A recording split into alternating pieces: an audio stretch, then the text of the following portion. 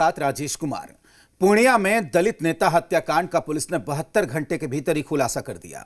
7 आरोपियों को गिरफ्तार किया गया है। पुलिस ने यह दावा किया है कि राजनीतिक साजिश का जो आरोप लगाया गया वो सब गलत है। इस खुलासे के बाद मौका तेजस्वी यादव को मिल गया और सीधे सीधे सीएम नीतीश कुमार और डिप्टी सीएम सुशील मोदी को आड़े हाथों लिया और पूछा कि क्या अब सीएम नीतीश कुमार उनसे माफी मांगेंगे।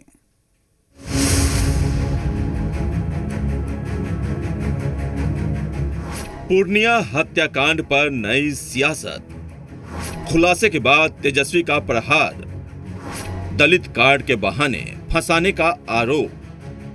पूर्णिया में दलित नेता शक्ति मलिक की हत्या को लेकर पुलिस ने खुलासा कर दिया।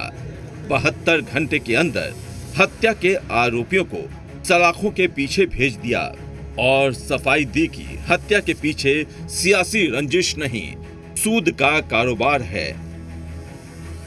अभी तक के इन्वेस्टिगेशन में जो कि टोटल एविडेंस निकल के आया है और घटना किस प्रकार से कारित की गई है, प्लानिंग से लेकर के एग्जीक्यूशन के स्टेज तक, टोटल एविडेंस में जितने भी नामित लोग थे, सारे 6 लोगों का कहीं कोई भी एविडेंस नहीं आया है और पूरी घटना में यही 7 लोग शामिल थे। पुलिस के इस खुलासे के बाद मौका तेजस्वी यादव को मिला और वो मीडिया के सामने आए। सीधा सीधा हमला नीतीश कुमार पर बोला और पूछ लिया कि जो झूठा आरोप लगाया है क्या उसके लिए माफी मांगेंगे।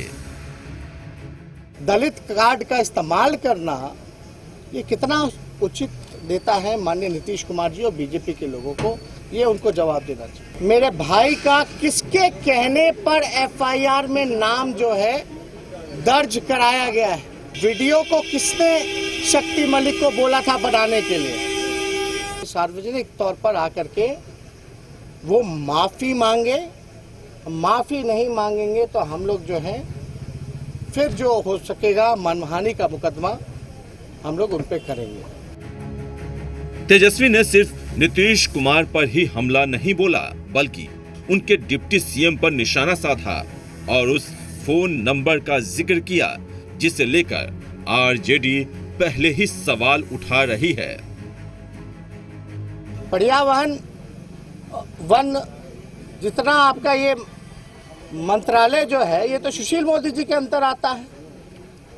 पहले भी इन्होंने मेरे भाई को बदनाम करने के लिए झूठा आरोप लगाया था मिट्टी घोटाले का, इन्हीं का विभाग है। क्या हुआ? अब उसी गेस्ट हाउस से फोन जाता है, पैसे मांगे जाते हैं। यानी ये काम कौन करा रहा है? बिहार की जनता सब समझ रही है कि ये और कोई नहीं, सत्ता में बैठे लोग जिनका 10 नवंबर को विदाई होना है वही लोग जो है ये काम करवा रहे हैं। दरअसल दलित नेता शक्ति मलिक की हत्या के बाद तेज बंधु समेत 6 लोगों के खिलाफ पुलिस ने मामला दर्ज किया था। केस दर्ज होने के बाद जेडीयू और बीजेपी ने इसे मुद्दा बनाकर तेजस्वी को घेरना शुरू कर दिया। लेकिन अब मामला पलट गया है तो आरजेडी अब सवाल जेडीयू और बीजेपी से पूछ रही है कि इस राजनीति के पीछे किसका हाथ है। पूर्णिया से मनोज के साथ आशुतोष चंद्रा, जी मीडिया, पटना। बिहार विधानसभा चुनाव को लेकर एलजेपी ने अपने उम्मीदवारों की पहली सूची जारी कर दी है। पहली सूची में एलजेपी ने 42 प्रत्याशियों के नाम बताए हैं। ये सारे प्रत्याशी पहले पेज के चुनाव में उतरेंगे। आपको बता दें कि इसमें नवीनगर से विजय कुमार सिंह, घोसी से राकेश कुमार सिंह, मखदूमपुर से रानी कुमारी, शेखपुरा से इमाम गजाली, डुमरांव से अखिलेश कुमार सिंह, करगहर से राकेश कुमार सिंह, बेलहर से कुमारी अर्चना, सिकंदरा से रविशंकर पासवान, चेनारी से चंद्रशेखर पासवान, झाझा से रविंद्र यादव, तारापुर से मीणा देवी, कुटुंबा से श्रवण पासवान, बरबीघा से मधुकर कुमार, अमरपुर से मृणाल शेखर, चकाई से संजय कुमार मंडल, संदेश से श्रीमती श्वेता सिंह, बाराचट्टी से रेणुका देवी, गोविंदपुर से रंजीत यादव, नवादा से शशिभूषण कुमार, मोकामा से सुरेश सिंह निषाद, सूर्यगढ़ा से रविशंकर प्रसाद सिंह, मसौढ़ी से परशुराम कुमार, रफीगंज से मनोज कुमार सिंह, इनके नाम एलजेपी की लिस्ट में शामिल हैं। आपको बता दें कि पहले फेज में जितने भी उम्मीदवार तय किए गए हैं उनमें सवर्ण और दलित सेना के कार्यकर्ताओं का बोलबाला है। इसके साथ ही 9 महिलाओं को भी एलजेपी ने मैदान में उतारा है। पार्टी के अधिकांश जिला अध्यक्षों को टिकट दिया गया है। इसके अलावा बीजेपी और जेडीयू के बागियों को भी टिकट दिया गया।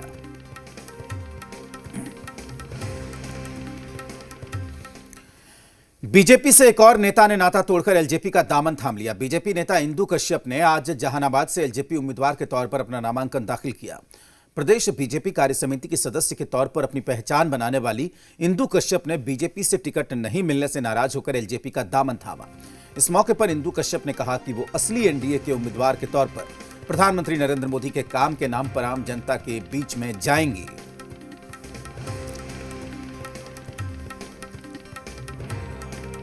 भाई मैं तो असली एनडीए की प्रत्याशी हूँ। आप सबको पता है कि ऊपर हमारे नरेंद्र भाई मोदी जी यशस्वी प्रधानमंत्री हैं और साथ में हमारे रामविलास पासवान जी भी हैं। भाजपा के को छोड़ करके एलजेपी में शामिल होना कितना भाई भाजपा और एलजेपी अलग नहीं है, साथ में है। आप सबको पता है केंद्र में हम लोग सब साथ काम कर रहे हैं। इस बार बिहार में अलग अलग लग रही है भाई, ऐसा आपको बता रहे हैं, हम लोग सब साथ में हैं और उनके विचारों के साथ हैं।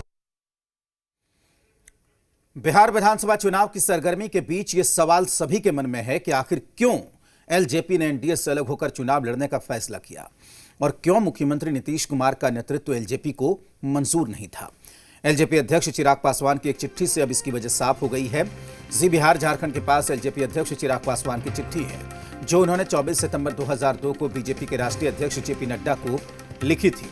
चिराग पासवान ने अपनी चिट्ठी में लिखा था कि लोकसभा चुनाव से पहले एनडीए की बैठक में एलजेपी को 6 सीट के साथ रामविलास पासवान को राज्यसभा सांसद बनाने का फैसला किया गया था, लेकिन नीतीश कुमार ने अपना समर्थन रामविलास पासवान को देने से इनकार कर दिया और वो भी तब जब खुद रामविलास पासवान नीतीश कुमार को मनाने उनके घर गए थे।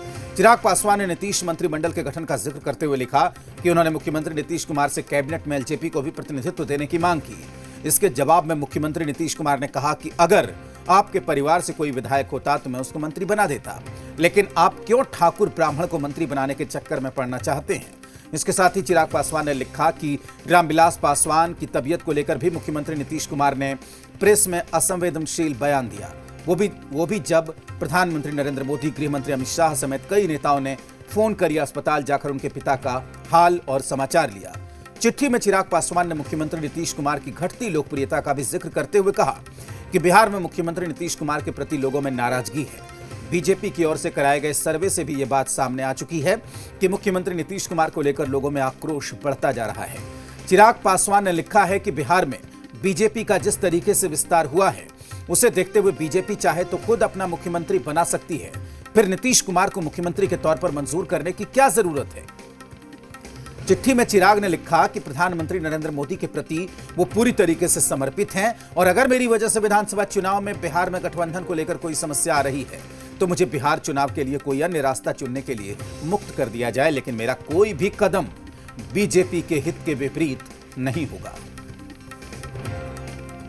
वक्त हम 12 जनपद में हैं। आखिर एलजेपी एनडीए से क्यों अलग हुई, क्यों एलजेपी जेडीयू का नेतृत्व नहीं स्वीकार कर रही, ये सभी सवालों का जवाब इस पत्र में है जो 24 सितंबर को चिराग पासवान ने जेपी नड्डा को लिखा था। इस पे बहुत विस्तार से बातचीत करने के लिए हमारे साथ पार्टी के प्रवक्ता अशरफ अंसारी हैं।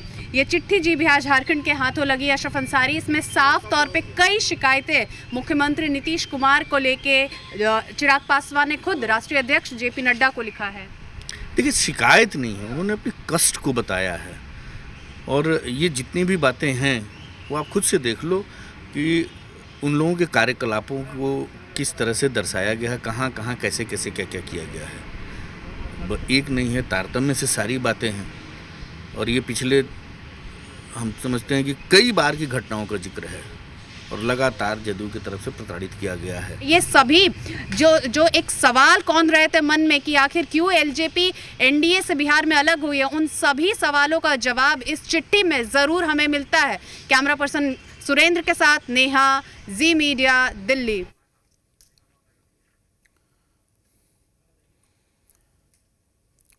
बिहार चुनाव को लेकर खूब सियासत हो रही है। इस बार ग्रैंड डेमोक्रेटिक सेक्युलर फ्रंट नाम का एक नया गठबंधन तैयार किया गया है। इसमें RLSP, AIMIM, Samajwadi Janata Dal democratic, BSP, Suhel Dev Bharatiya Samaj party और जनतांत्रिक पार्टी सोशलिस्ट शामिल है। आरएलएसपी के अध्यक्ष उपेंद्र कुशवाहा इस गठबंधन का चेहरा होंगे। पटना में आरएलएसपी अध्यक्ष उपेंद्र कुशवाहा और एआईएमआईएम के अध्यक्ष असदुद्दीन ओवैसी ने प्रेस कॉन्फ्रेंस की। इस दौरान 15 साल बनाम 15 साल की लड़ाई को धोखा बताया। दोनों नेताओं ने कहा कि बिहार की जनता घुटन महसूस कर रही है, लेकिन इस बार चुनाव के नतीजे चौंकाने वाले होंगे। बिहार में एक ऑल्टरनेट पॉलिटिक्स को प्रमोट करें, क्योंकि 15 साल नीतीश कुमार बीजेपी के और 15 साल आरजेडी कांग्रेस के, इससे बिहार के गरीब जनता का कोई फायदा नहीं हुआ। सोशल, इकोनॉमिक, एजुकेशन इंडिकेटर्स में बिहार बहुत पीछे हो चुका है। इसलिए ये बिहार के रोशन मुस्तकबिल के लिए बहुत ज़रूरी है कि इस तरह का एक अलायंस यहाँ पर बना है। हम अपनी तरफ से पूरी कोशिश करेंगे। यह भी लगातार उस वक्त कहा था कि 15 साल उनको दिया, 5 साल हमको दीजिए। बिहार की जनता की कृपा हुई, उनको 15 साल तो मिला ही था, आपको भी 15 साल मिल गया। इन 15 वर्षों में बिहार और पीछे गया है। हम नहीं कहते, भारत सरकार के अंतर्गत काम करने वाला नीति आयोग और अन्य संगठनों ने बार बार इस बात को कहा है कि बिहार लगातार पीछे है और पीछे जा रहा है।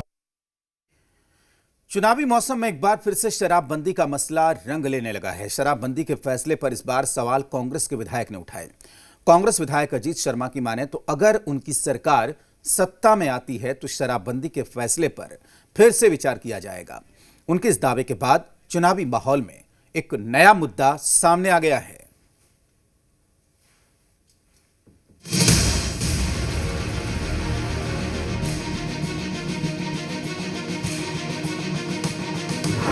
चुनावी मौसम में आया नया मुद्दा, शराबबंदी पर कांग्रेस का सवाल, कांग्रेस के बयान पर जेडीयू का वार। बिहार की फिजा में चुनावी बयार बह रही है और इस बयार में मुद्दों की भरमार, कोई कमी नहीं है, लेकिन लगे हाथ एक और मुद्दा सियासी बन गया।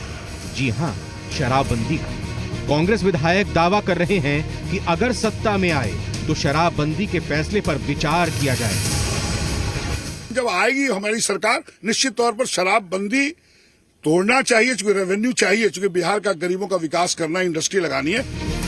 कांग्रेस विधायक राजस्व का हवाला देकर इस फैसले पर विचार करने का भरोसा दे रहे हैं, लेकिन इससे मौका विरोधियों को मिल गया है।